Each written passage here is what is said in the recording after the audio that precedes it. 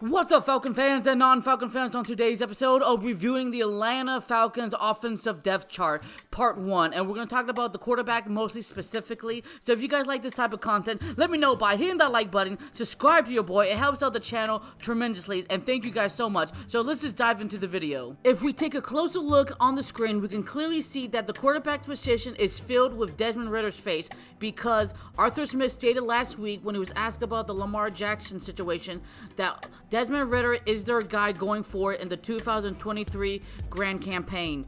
So on that note, we're going to take a look at the 3 quarterbacks that the Atlanta Falcons have right now on their roster, with the first starter, the second string, and their third string, to validate their contract situation.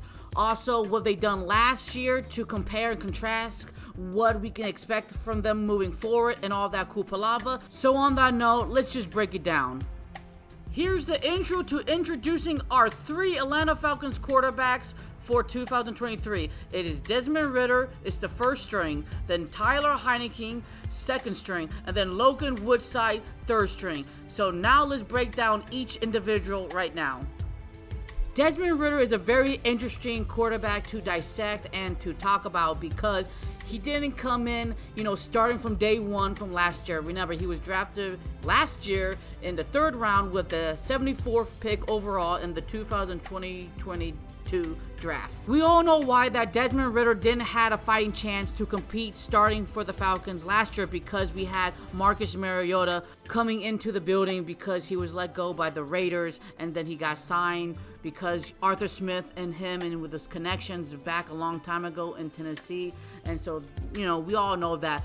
But there's one thing I truly admire about Desmond Ritter, is how he conducts himself. His character speaks louder than words.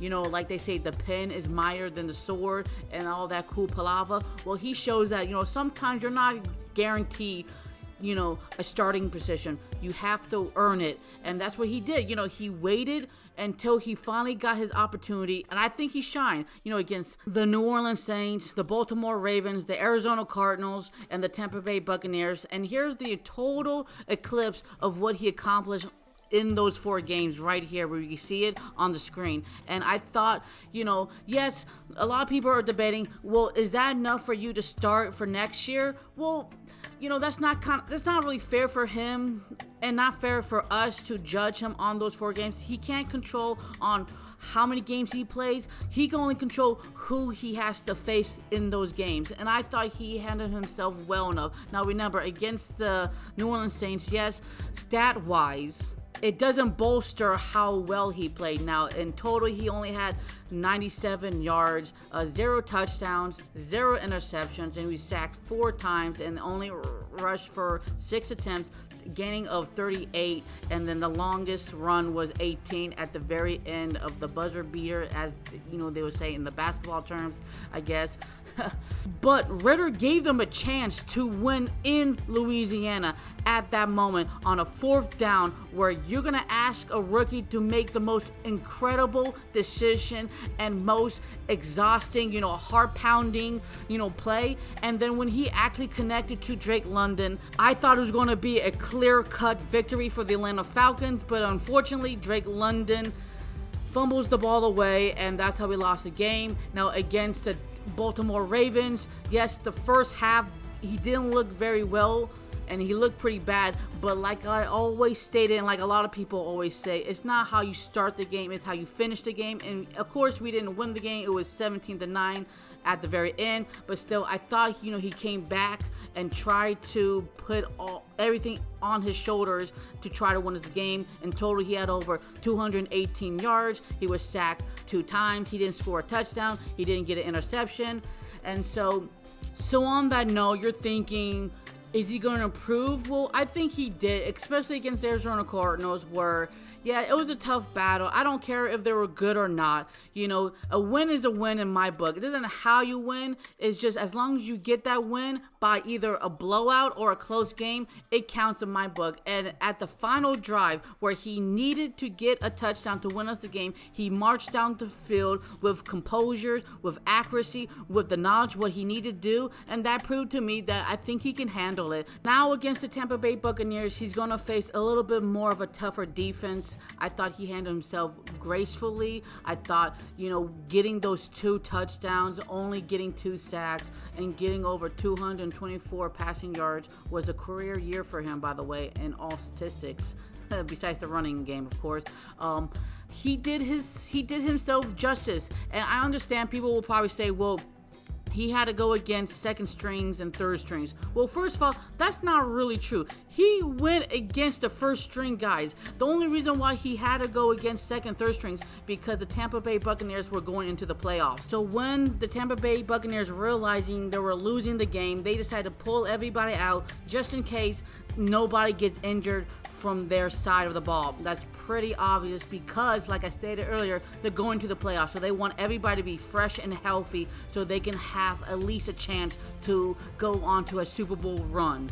Before we go to the next guy, I want to briefly mention, I forgot about this, that the Atlanta Falcons signed Desmond Ritter to a 4-year contract worth $5 million. So, what does that mean? It means that the Atlanta Falcons has a lot of money to invest around Desmond Ritter, so that will probably give us a better chance to go into the playoffs consistently enough until eventually we'll have to sign Desmond Ritter to a longer contract. So let's go on to the next guy. For our second string quarterback, the Atlanta Falcons got Tyler Heinecke out of free agency this year. And this is the missed typo, so that's my bad, you guys. So we signed him to a 2-year contract worth $14 million. I'm going to be honest with you guys. The only time I ever got to witness the Commanders this year were in 2 games, against the New York Giants and, of course, with us. So, can I give you a really deep dive into, Heinecke's game? I'm not going to do that. I'm not going to lie. I'm not going to overblow or understate anything. I'm only going to check out the stats that were given to me by ESPN.com and the previous years as followed. And I didn't realize he was hurt this year. He only played in 9 games. If you can clearly see it here on the stat sheet, this is from last year's stats. So, what does that tell you? They don't recognize him as a true number 1 quarterback for their franchise. Now, that seems kind of silly to me because last year I thought he handled himself well enough from an outsider not looking in, that type of situation. Now, he didn't play all 17 games. He did get to play in 16 games out of those 17 games with a total of 3,419 total passing yards and 20 touchdowns. And then, of course, he clipped 15 interceptions. But then again, I didn't watch any Commander games last year to see how those interceptions came to fall, right? And also, in the running game, he gave you 313 rushing yards and 1 touchdown. And, of course, he fumbled it, but I don't think he lost any of those fumbles. So, on that note, I thought he did a great job. Now, coming to this year or last year of, year of whatever, I'm talking about. I'm confusing myself, too, as well. So, don't worry, audience. You're not the only one confused at this point. Sorry, I'm rumbling. I'm mumbling. I'm bumbling. My dyslexia's kicking in. Okay, let's straight focus to the path. I didn't realize he got hurt. And besides, even before he got hurt, remember when Carson Wentz, the Colts and the Washington Commanders were making such a big fuss about it, trading deals, trading picks, and that kind of tells you that they wanted Carson Wentz to be their guy. And so it was already not looking good for your boy Tyler Heinecke. So I think he probably needs a better understanding where he follows in the line when it comes to the offense. And I think the Falcons could give him that stability for those 2, hopefully, good years. I'm not hoping he start for us, but if something bad happens to Desmond Ritter, if he gets hurt or not, or somehow he gets benched or whatever, he will be the next man mentality up to hopefully help this Falcons win more games than not. So on that note, let's go to the last guy. This is going to be short and sweet, and no offense to my boy Logan Woodside, no disrespect at all, my brother, but we got him last year from the Tennessee Titans practice squad on December the 12th in 2022 on a 1-year, less than $1 million contract, and you clearly see here he has not played any games for the past 2 seasons. So I don't know why we got him in the first place. To be honest with you, I'm not that very educational I just don't know if it was just, a move because we just got scared or something, or even for Death Piece, I don't understand. Maybe because he's an Arthur Smith guy, or at least he knows some type of system to me. Now, this year, he is due for a cap hit of over $1 million, so I don't know if we're going to cut him. I think, honestly, we're going to cut him, and then we're going to sign him back to the practice squad. That's my belief, so I don't know that will change anything when it comes to the draft. That we're going to draft a quarterback in the the later rounds or on draft. Also going to get some undrafted. But unfortunately for my boy Woodside, the unknown is the unknown. He's going to the shadow realm where he'll probably never come back. But I do wish him the best of luck wherever he has to go. If he continues staying with us or with another team, I wish him the best of luck. So on that note, that's all I can give you. Thank you guys for taking your own personal time and watching my videos.